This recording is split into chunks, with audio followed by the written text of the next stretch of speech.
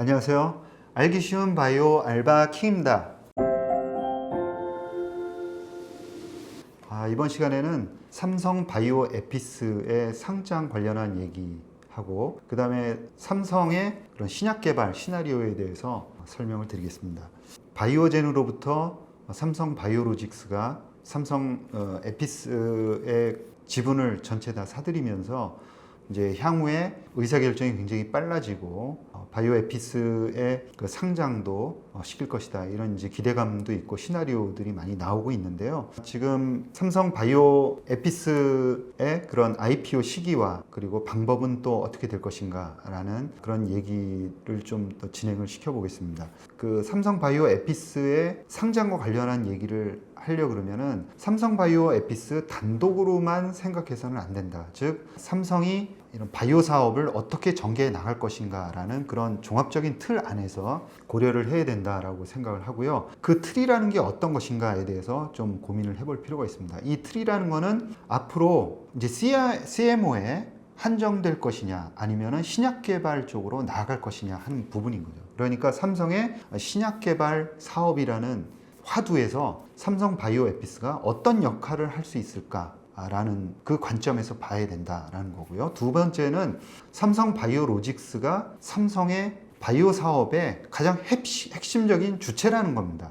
이거는 변할 수 없다라는 거고, 세 번째는 이 삼성 바이오로직스의 그런 사업 범위가 점점 확장되어 가고 있다는 거죠. 이게 굉장히 중요한 포인트 중에 하나입니다. 이러한 조건 하에서 삼성 바이오 에피스가 과연 어떤 역할을 할 수 있을까라는 것이 핵심적인 논점이다라고 이제 생각을 하고 있고요. 자, 그러면 지금 현황을 한번 살펴보면 삼성 바이오로직스는 순수하게 CMO를 하는 회사입니다. 그리고 항체죠. 그리고 삼성 바이오 에피스는 바이오 시밀러를 만들고 있습니다. 즉 항체를 만들고 있습니다.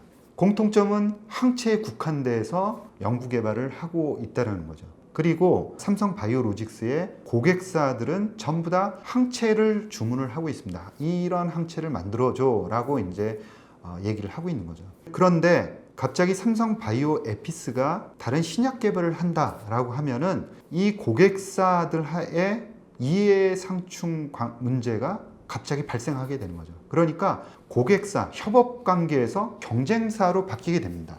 이거는 삼성 에피스가 하든 아니면 다른 회사를 만들어서 하건 간에 공통점이 되는 거죠. 삼성 바이오 에피스가 떨어져서 상장을 하든 아니면 합병을 하든 간에 상관없습니다. 삼성 바이오 에피스라든가 아니면 신약 개발을 하는 그 회사가 다른 회사를 만들든 진출하려고 하는 그 분야는 제한적일 수밖에 없다라는 거예요. 그래서 이 고객사와의 이해상충 문제를 어떻게 해결할 것이냐 하는 게 가장 큰 화두다라는 점을 먼저 알아두시고요.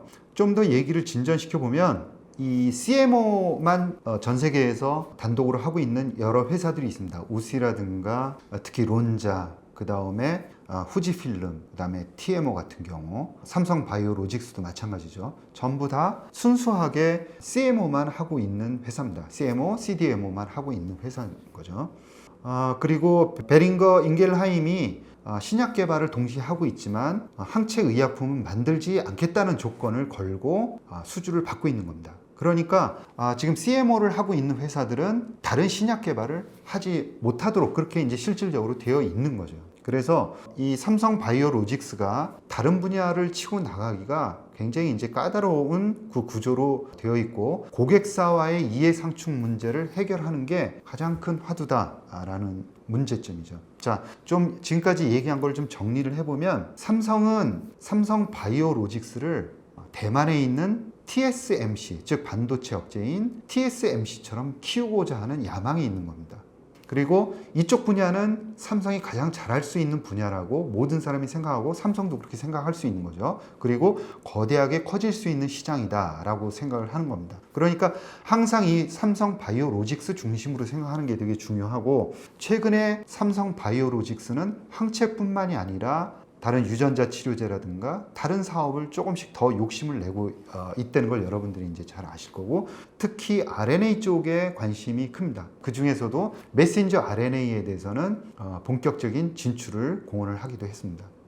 신약 개발을 한다. 그러니까 삼성이 신약 개발을 한다 그러면은 항체 의약품, 그 다음에 RNA 관련한 치료제는 만들지 않을 가능성이 대단히 높다는 점, 이게 이제 고려를 해둘 필요가 있고요.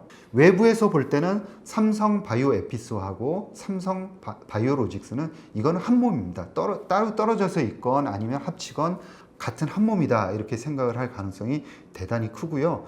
따라서 이제 이해상충 문제가 생길 가능성이 대단히 높고, 또 만약에 삼성 바이오에피스가 아까 말한 항체라든가 메신저 RNA 쪽을 피해서 다른 이제 신약 개발을 한다 하더라도 지금부터 준비해서 한다는 것은 대단히 늦을 수밖에 없습니다. 따라서 제가 생각하기에는 분리해서 상장시키기보다는 합병하는 쪽이 훨씬 더 낫지 않을까. 그래서 론자하고 몸집을 키워서 경쟁하는 게 훨씬 더 유리하지 않을까라는 생각을 해보고요.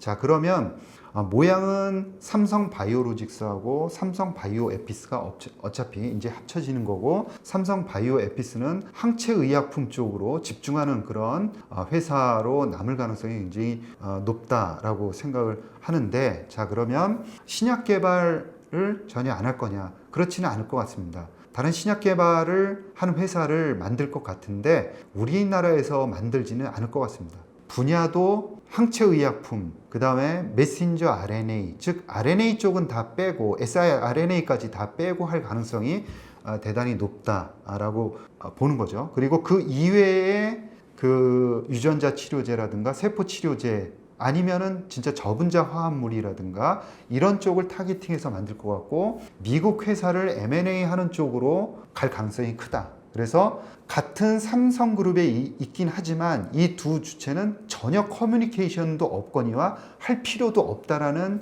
인식을 강하게 줄 가능성이 굉장히 높습니다. 즉 독립적인 경영체로 가져갈 가능성이 대단히 높다. 그리고 신약 진출 분야에 대해서는 삼성 바이오로직스하고 좀 분야 간에 조정을 할 필요가 있다라는 거예요. 그러면 어떤 분야로 진출할까? 그거는 일전에 한번 말씀을 드렸지만 물산하고 삼성 바이오로직스하고 삼성 벤처에 1,500억 규모의 라이프 사이언스 펀드를 만들고 제규어 진 테라피라는 회사에 처음으로 200억 투자를 한 적이 있습니다. 이거는 유전자 치료제를 만드는 회사거든요.